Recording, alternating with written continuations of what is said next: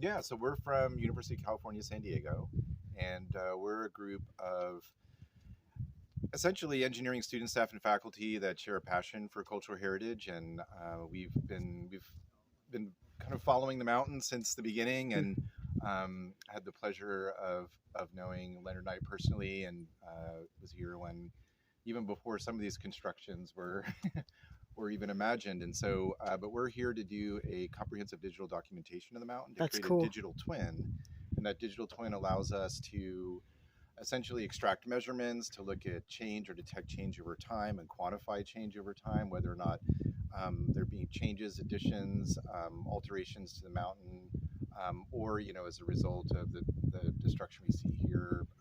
The last big rains came through, and so much of this structure collapsed. We were able to kind of document its damage state, and then as these conservation interventions start to come online, we can continue that documentation and track it.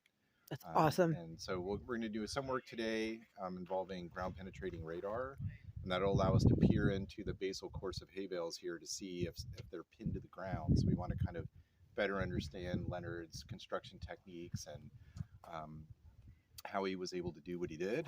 Heck yeah.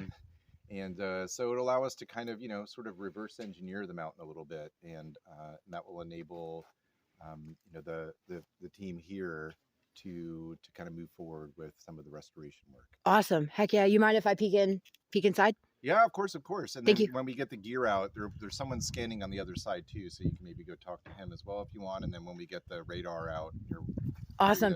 And I'm just standing. Thank you so much. Just a guest of Tom. Heck yeah. I wish they would have told me you guys were coming out. I brought my microphones. Hopefully it'll translate to the camera. But all right, let's go peek in here.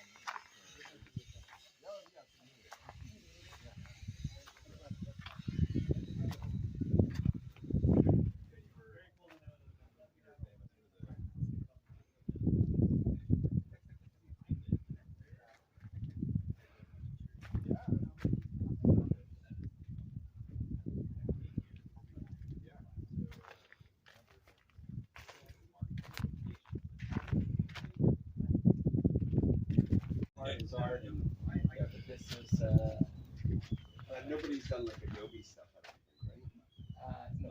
No.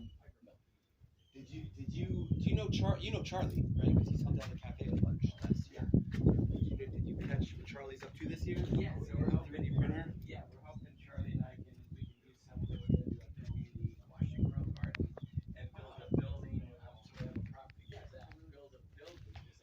Yeah. Yeah. Well, we'll incorporate it with sculpture, ceramic, and clay. Do clay, so we'll have to sort of wall to, a clay face or something that will be incorporated and have similar material. Sculptural stuff. So again, what I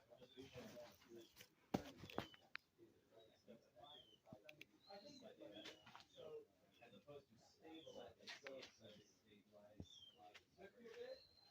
stabilize, he's doing all the right things and he nailed it all towards the end. It came together for him in a couple of weeks. I heard it, and I was like, that can only be one thing. And he's like, a momentous occasion, Charlie. Like, you're being alive.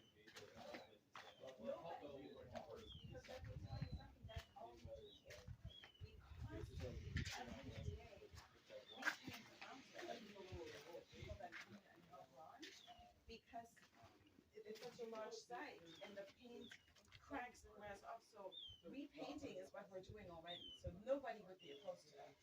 In that case, my idea would be you have the hay structure, right? But you cover the entire thing inside and out in like steel mesh that's laced between the inside and the outside, right? And that gives you like a stable structure. Yeah, that gives you the form, and it's still hay underneath. And then you pad out the layer over that with some layer of clay.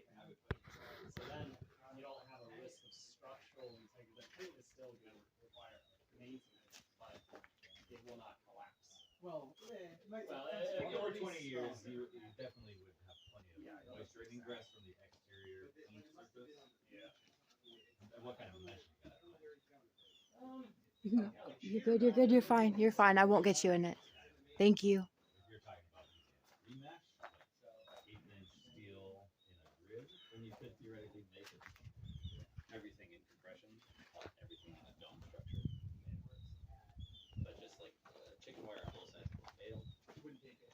But like, I mean, it just wouldn't help. yeah, you could put it in between them. Wouldn't take it. I don't know. If you need to have hay bale construction, it's rather difficult. But like the one that you proposed, isn't that too, like, I don't know what kind of budget we're working at. Well, my proposal is that one dedicated human gets free stuff. If we're talking about paying people to do it, that's a different story. This is the great tension of jump Salvation cars. Mountain is hiring, AJ. If you ever wanted to. It was all kind of conceived by one person, I think. I know, but right now we're just trying to put the savings, you know, like Yeah. basically, right now this is an emergency effort of everybody. How can we save Salvation Mountain because it's done? As a whole, yes, actually, for just this area. And also there is problems over there. The only reason why the problems over there are not as visible is because it's not locked up. Since you're not under something that can collapse on you, so they let you use it. The Yellow Brick Road was not available to the public in almost 3 years. It was just recently reopened because it had similar problems, right? And instead of having something collapse on you, the risk was that something will collapse under you.